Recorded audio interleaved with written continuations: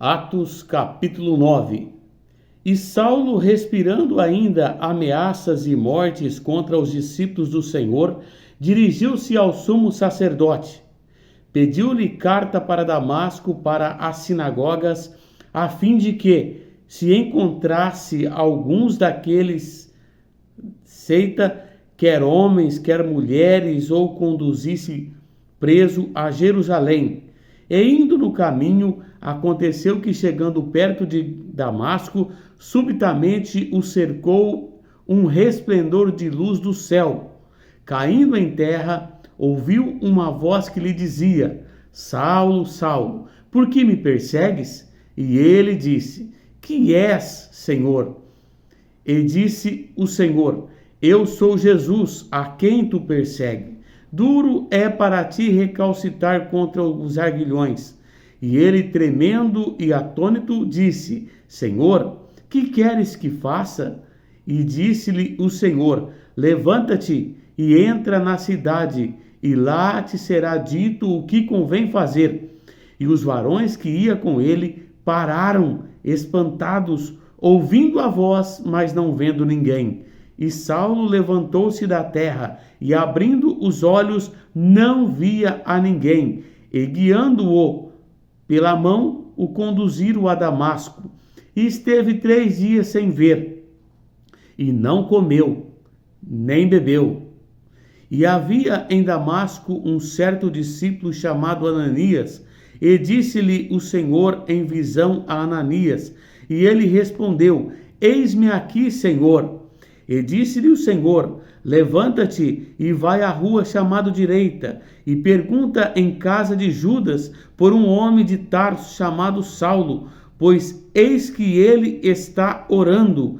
E numa visão ele viu que entrava um homem chamado Ananias e punha sobre ele a mão, para que tornasse a ver.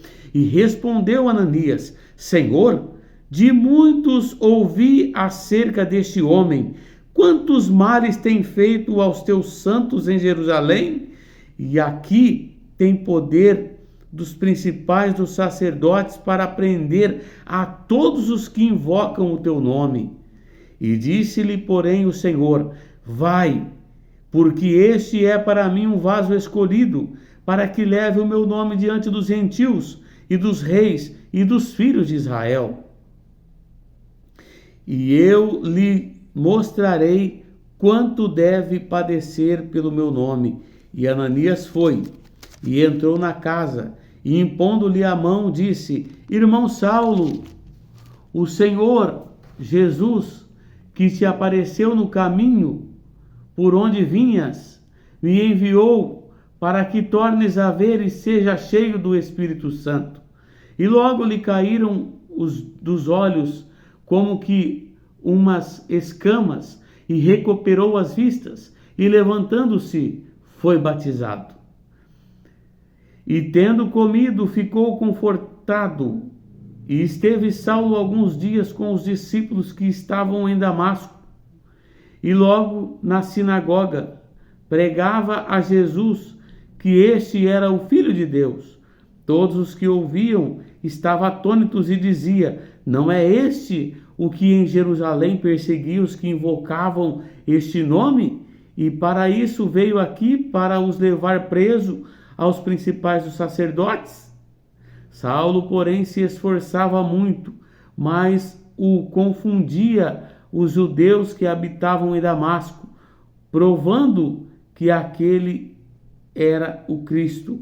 E tendo passado muitos dias, os judeus tomaram conselho entre si para o matar. Mas as suas ciladas vieram ao conhecimento de Saulo, e como eles guardavam a porta, tanto de dia quanto de noite, para poderem tirar-lhe a vida, tomando-o de noite, os discípulos desceram dentro de um cesto pelo muro.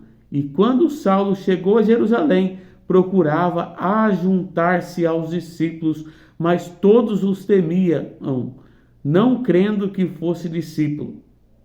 Então Barnabé, tomando-o consigo, o trouxe aos apóstolos e lhes contou como no caminho ele vira o Senhor, e este lhe falara, e como em Damasco falaram ousadamente no nome de Jesus, e andava com ele em Jerusalém, entrando e saindo, e falava ousadamente no nome de Jesus. Falava e disputava também contra os gregos, mas eles procuravam matá-lo.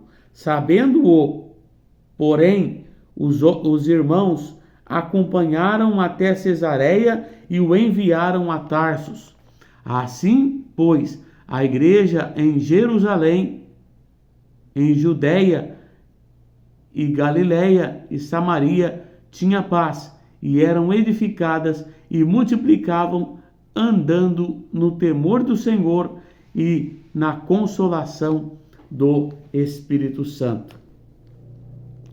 E aconteceu que, passando Pedro por toda parte, veio também aos santos que habitavam em Lida, e achou ali certo homem chamado Enéas, jazendo numa cama havia 8 anos, o qual era paralítico. E disse-lhe Pedro: Enéas, Jesus Cristo te dá saúde, levanta-te e faze a tua cama. E logo se levantou. E vieram-no todos os que habitavam em Lida e Sarona, os quais se converteram ao Senhor. E havia em Jope uma discípula chamada Tabita, que traduzida se diz Dorcas, e esta estava cheia de boas obras e esmolas que fazia. E aconteceu naqueles dias que, enfermando ela, morreu, e tendo-a lavado, a depositaram num quarto alto. E como Lida era perto de Jope, ouvindo os discípulos que Pedro estava ali, lhe mandaram 2 varões, rogando-lhe que não se demorasse em vir ter com eles. E levantando-se Pedro, foi com eles. Quando chegou, levaram ao quarto alto, e todas as viúvas a rodearam, chorando, mostrando-lhes as túnicas e as vestes que Dorca fizera quando estava com elas.